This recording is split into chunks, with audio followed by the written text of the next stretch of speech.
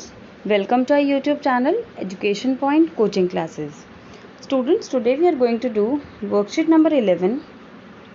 It is of subject English, class 10th and dated 31st July 2021. And students, here for the name of the student and name of the class teacher, the space is provided to you. You will fill these two columns yourself. Okay, so let's move further and see what's there in the worksheet today. Given below is a short poem. Read the poem and answer the questions that follow. आपको ये जो एक poem दी हुई है, आपको poem को read करना है और इसके बेस पे जो आगे क्वेश्चंस हैं वो फिल करने हैं. ठीक है, चलिए आइए पढ़ते हैं पोएम. पहले मैं एक बार पोएम पढ़ रही हूँ, फिर आपको इसका मीनिंग समझाऊंगी. In just 1 year that has passed, so much joy we have amassed. In just an year that went by, you won our hearts cutie pie. In just 1 year that has flown, our fondness for you has grown.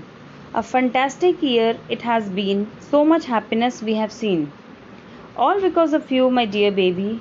You deserve the best birthday party. Happy first birthday. तो आपको इस poem को पढ़ने के बाद कुछ समझ में आ रहा है कि ये यहाँ पर जो पोएट है, यहाँ पर पोएट जो है वो अपने बच्चे के फर्स्ट बर्थडे पर ये पोएम सुना रहे हैं, ये बता रहे हैं कि उनका जो बेटा है या बच्चा है वो 1 year का हो चुका है और जो 1 year जब से वो बॉर्न हुआ है और तब से अब तक 1 year में उनकी फैमिली ने बहुत ज़्यादा हैप्पीनेस गेन की है. ठीक है, तो लाइन बाय लाइन इसको समझते हैं. In just 1 year that has passed, so much joy we have amazed. कि अभी सिर्फ 1 साल ही बीता है तुम्हें पैदा हुए, तुम्हें बॉर्न हुए, और हमने बहुत सारा जो जॉय है वो अमैस किया है. अमैस मतलब कलेक्ट किया है, यानी कि पिछले 1 साल में हमने बहुत ज़्यादा जॉय, हैप्पीनेस, फन कलेक्ट किया है.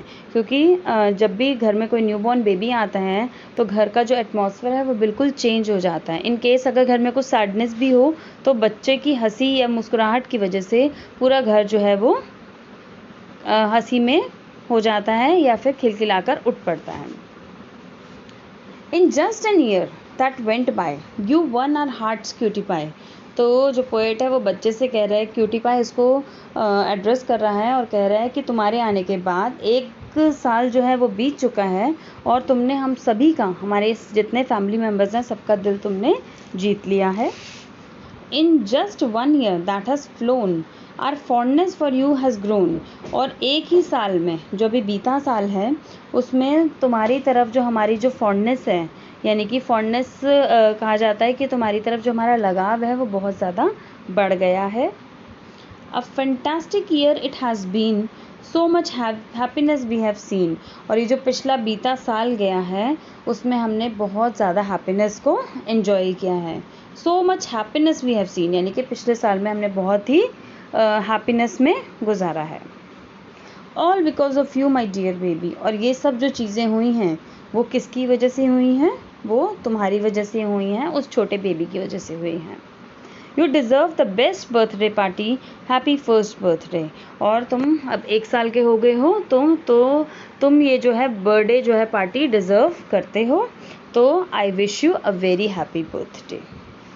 ठीक है, तो आई होप आपको ये पोएम समझ में आ गई होगी. तो इस पोएम में आप देखिए कुछ राइमिंग वर्ड्स गिवन है आपको. लास्ट में देखिए पास्ट, अमेस्ड, बाय, पाए, फ्लोन, ग्रोन, बीन, सीन. ये कुछ ऐसे आपको राइमिंग वर्ड्स दिए हुए हैं जो आपको क्वेश्चंस में पूछे जा सकते हैं. हो सकता है इस आपको जो वर्कशीट में भी पूछे जाएं. तो देखिए राइमिंग वर्ड्स हैं और इस पोएम में आपको सिर्फ ये आपकी छोटी सी 10 to 12 लाइंस की जो पोएम है, इसमें बहुत ही ज़्यादा आपको फीलिंग्स के बारे में बताया है कि किस तरह से जो पेरेंट्स हैं बेबी के होने के बाद किस तरह से वो फील करते हैं. ठीक है, तो चलिए बढ़ते हैं क्वेश्चन आंसर्स की तरफ. तो ये क्वेश्चंस हैं आपके, तो इसके आंसर्स मैंने नीचे नेक्स्ट पेज पर लिखे हैं. Yes, what do you think the poem is about. तो आपको क्या लगता है ये पोएम किसके बारे में है? तो पोएम ये कब बोली गई है? On the occasion of child's first birthday. Child का फर्स्ट बर्थडे है, तो ये जो पोएट है उसने ये पोएम तब लिखी है. Describe the past 1 year as shown by the poet. तो पोएट ने आपको बहुत सारे एक्सपीरियंसेस बताए हैं, पोएट ने क्या क्या फील किया बेबी के होने के बाद। तो आपको कोई भी 2 थिंग्स बतानी है जो पोएट के साथ हुई। तो पहला, the past 1 year has been full of joy for everyone, कि जो पिछला 1 साल है वो सभी के लिए बहुत ही जॉयफुल रहा, बहुत ही अच्छा रहा। And second, the baby has one everyone's heart in the family, और बेबी ने सभी का दिल जीत लिया। क्लियर? चलिए बढ़ते हैं थर्ड क्वेश्चन की तरफ। Choose the correct meaning of the word amazed from the given choices. अभी आपको सेकेंड लाइन में ही आया था अमेज्ड, कि बच्चे के आने के बाद वो कह रहे हैं कि मैंने बहुत सारे फन और जॉय जो है कलेक्ट किया। तो अमेज्ड का मीनिंग क्या होता है? Collected. Next question, the baby has started doing many things in the past 1 year, list a few things in the space. तो अब इसमें इस क्वेश्चन में baby has started doing many things, तो इसमें आपको पोएम में इसके बारे में कुछ भी नहीं दिया कि बेबी ने क्या करना शुरू कर दिया था, ठीक है। लेकिन एज अ 1 ईयर बेबी आपको सभी को पता होगा कि 1 ईयर का बेबी क्या क्या कर सकता है, तो आप उसकी जो फीलिंग्स हैं या फिर जो वो एक्टिविटीज़ करता है आप वो इसमें मेंशन कर सकते हैं। जैसे मैंने इसमें लिखा, in the last 1 year the baby has started saying a few words. जब बच्चा साल का होता है तो थोड़ा थोड़ा बोलना शुरू कर देता है। उसके अलावा वो क्या कर सकता है? The baby has started to crawl, walk and sit. बच्चा क्रॉल करना स्टार्ट कर देता है, हल्का हल्का थोड़ा थोड़ा चलना स्टार्ट कर देता है और बैठना शुरू कर देता है। तो ये जो 2 पॉइंट्स हैं, या इसके अलावा भी अगर बेबी कुछ और कर पाता है तो आप वो चीज़ें भी आप अपने आंसर में लिख सकते हैं, ठीक है। चलिए next 5th question, pick out all the rhyming words. हमने अभी पोएम में हमने देख ही लिए राइमिंग वर्ड्स कौन कौन से हैं, past, amazed, by, pie, flown, grown, been, seen. Okay, give all the 3 forms of verb fly. तो फ्लाई के 3 फॉर्म्स क्या होते हैं? Fly, flew, flown. Present, past and past participle. तो 3 फॉर्म ऑफ वर्ब्स आपके होते हैं, fly, flew and flown. Okay, चलिए बढ़ते हैं नेक्स्ट क्वेश्चन की तरफ। Give a suitable title for the poem. तो ये जो पोएम है ये फर्स्ट बर्थडे के बारे में है, तो मैंने इसको टाइटल दिया है फर्स्ट बर्थडे। इन केस अगर आपको कोई और टाइटल देना है तो आप कोई और टाइटल भी दे सकते हैं।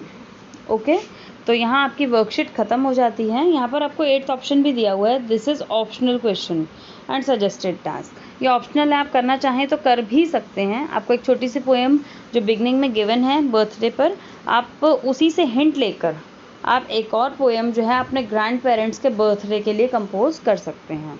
Try to compose a poem for your grandparents birthday taking hints from the given poem. तो आप अपनी मर्ज़ी से अपने ग्रैंड पेरेंट्स के लिए जो उनका बिहेवियर है या फिर वो आपको कैसे लगते हैं आपका और उनके साथ क्या बॉन्डिंग है, तो आप उसको लेकर जो है पोएम अपने आप कंपोज कर सकते हैं। 5 to 6 लाइन्स या 8 लाइन्स में आप पोएम को फिनिश कर सकते हैं, जैसे आपको ये ऊपर पोएम गिवन है, ठीक है। तो आई होप आपको ये वर्कशीट समझ में आ गई होगी। इन केस अगर आपको कोई डाउट है तो मुझे कमेंट सेक्शन में लिखकर ज़रूर बताइएगा, ठीक है। और वीडियो को लाइक, शेयर एंड सब्सक्राइब ज़रूर करिए। चलिए बच्चों, मिलते हैं नेक्स्ट वर्कशीट में। Till then bye bye students.